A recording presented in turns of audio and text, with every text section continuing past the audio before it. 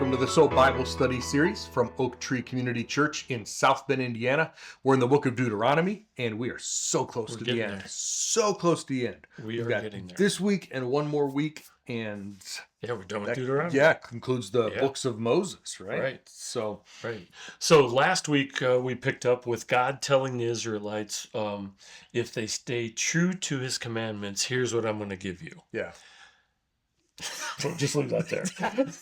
He also lists what it was such a short part of the chapter. but it really was.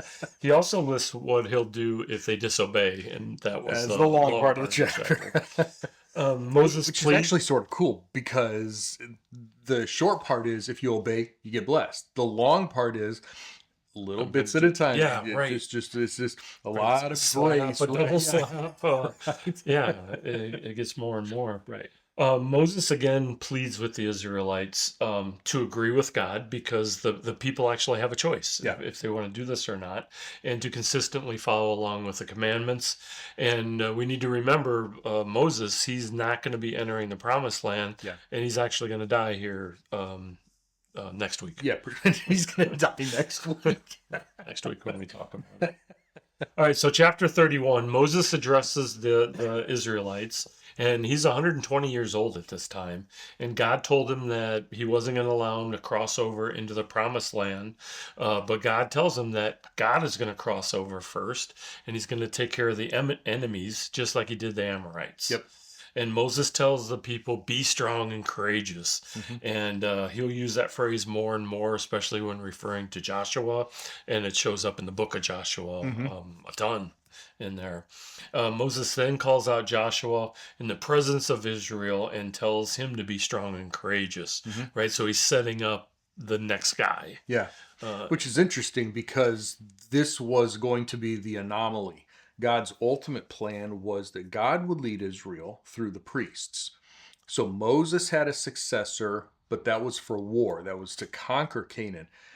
God never selected a single successor for Joshua. This wasn't supposed to keep happening, right?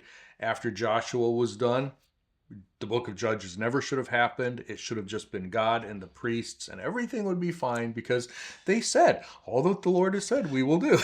A lot of ifs. You're right. Yeah. So Moses also writes down the law, and he gives it to the priests and the elders, which is a little odd, right? You'd think, why wouldn't the priests have the law? Well, the law is what Moses wrote, so writing it down makes sense, and God gave it to him.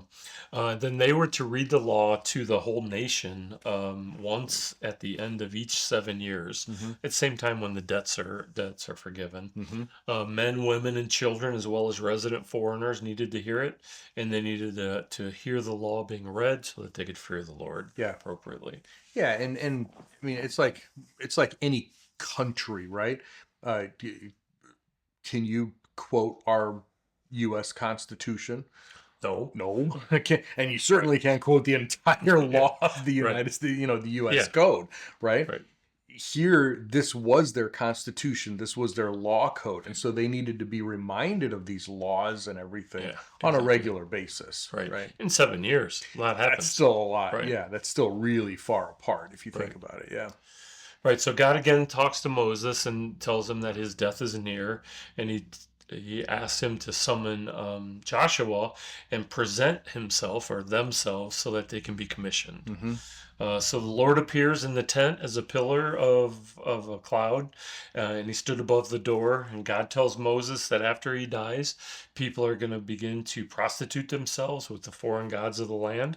Right. And this is the exact same thing that Moses and God told them not to do. Right. But he says they will reject God. They will break the covenant, and God is going to release his anger. His anger is going to erupt, and he's going to abandon them and hide his face until they are devoured. Yeah. Right. Now, this isn't like 2 weeks later, right? This is a long time later. Yeah. But there's going to be many disasters, many distresses that will happen, enough that they'll go, where did our God go? Yeah. Yeah. And we'll actually see that over the next 700 or 800 years, which encompasses, a good chunk of the Old Testament. from Moses to the Assyrian captivity of the northern tribes, and then Right. another 100 years after that to the Babylonian captivity of Right. the southern tribes. Right. Right. Which is the final That's it. final part here. Yeah. But fortunately, and I know we're in chapter 31, but in the last chapter we have that great promise, chapter 30, where God said, "No matter where your people are scattered, Yeah. I'll bring them I'll back. bring them back Yeah. home." So that's still that promise that Right. even though God knows this is going to happen, tells them this is going to happen, He also tells them the end result of that is that He still has promises He has to keep. Right. So God tells Moses to write down a song and teach it to the Israelites. And this song is going to be God's witness against the Israelites and their children, Mm-hmm. so that they'll know and understand why all this happened. Um, yes. I mean, we're going to go through this song, and it's just like it's a funeral dirge. It is. It's a funeral. I mean, like it's a preemptive funeral dirge. I know you're going to disobey, so let's write a song about your disobedience that you haven't even done yet, Exactly. because it's so firm, guaranteed that it's going to happen. Right. Right. That he But has later, Moses write a song. but the children, children is going to be, what did we do wrong? Why is it so bad? Oh, Yeah. Well, this is why. By the way, this is a good reminder of the power of music, right? yeah, Because it wasn't just here write a poem or here give another law. It's write a song, put it to music, get it in their minds so that they're humming this as they're walking down the road. It's like, oh yeah, that song again, right? That just reminds them. And from a church standpoint, like here at Oak Tree, this is why we sing the songs we do. We choose the songs that we choose because you don't want to sing something you wouldn't teach that you don't believe. So the two need to match up. And here, and the songs do stay with people, and they do for the week, yeah, for a period of time. And so here, how long were they supposed to sing this song? 700 or 800 years or more, Yeah. So yeah, really powerful, really powerful. So Moses wrote down the song. Joshua was commissioned, and the law that Moses wrote down was given to the priests. Was placed beside the Ark of the Covenant, and Moses tells them, "You're going to rebel. You're stubborn. I've seen it while I've been living with you, and after I die, you're going to even be worse. And disaster is coming." Yeah. So gather the tribal elders and officials so I can speak to them directly. And then Moses recited the words to the assembly. Yeah. So the words show up in chapter 32. I am not going to sing it because I've been asked not to sing many times. Well, we don't know what it is, right? So you have to there's make not it up a- anyways. I'm sure it was very upbeat. Right. Yeah. So the song is 43 verses. It can really be divided like into 7 sections. First, praising God for his faithfulness. Second, telling about Israel's unfaithfulness. Verse 5 is interesting. A perverse and deceitful generation, or a perverse and crooked generation. It's the same phrase or a similar phrase that Jesus used throughout the Gospels. You are a wicked generation. You're a perverse generation. It's like he's just quoting Moses. I wonder Deuteronomy was also what Jesus quoted during his temptation. All three of those, the three, not that it was only three, but the three that we have recorded, all three of them are quoted from Deuteronomy. Right. So I'm wondering if maybe Deuteronomy was, maybe Jesus' favorite, one of his favorite sections of scripture, because he seems to quote it or at least refer to it a lot. There's also a connection to Moses that I'm going to make a little bit later that that may have something to do with that as well. Okay. The third section goes back in time when God picks Israel, right? It's at the beginning. There's a part in there about dividing the nations. Yeah. Do you want to go into that a little? So verse 8, when the Most High gave the nations their inheritance, when he divided up mankind, probably Genesis 10, the Table of Nations, Tower of Babel, right? The languages, they split up. And so now we have these groups of people that used to be one together. Paul picks up on this in Acts 17, where he says God scattered the people, or God, you know, put them in designated places. So there is this idea, at least in Judaism, that God has set up the nations in some kind of Okay. specific way. But then it says, when he divided up mankind, set the boundaries of the people according to the number of. Now, the next phrase is going to change depending on what translation you're reading, whether it's based on the Hebrew text, on the Greek translation, or like the net here is a little bit of an interpretation. So the New English translation says, according to the number of the heavenly assembly. The Hebrew text says according to the number of the sons of Israel, or the sons of God. And the Greek translation translates that as the angels of God, because that's what the sons of God Right. in Genesis and Job are, sons Right. of God. So then this says the heavenly assembly, taking it from the angels idea. So the question is, did God set up the Gentile nations and all the nations based on something within Israel, the sons of God being Israel, or based on the angelic realm? Right. Which actually makes a Makes little a bit lot of of sense. sense, right? Because we see in Daniel that, the Prince of Persia and the Prince of Greece and the Prince, so there are angels, both good and bad, that seem to have a lot of influence in Right. world governments and everything. Right. Well, even under Moses, there's a temple that he is asked to build, and it's a Yeah, representation of what's from in heaven, right? heaven. Yeah. Yeah. So there's a lot of debate over that. There's a lot of different commentaries. I highly recommend, reading some stuff, and I'm, happy to talk with anyone who wants more information.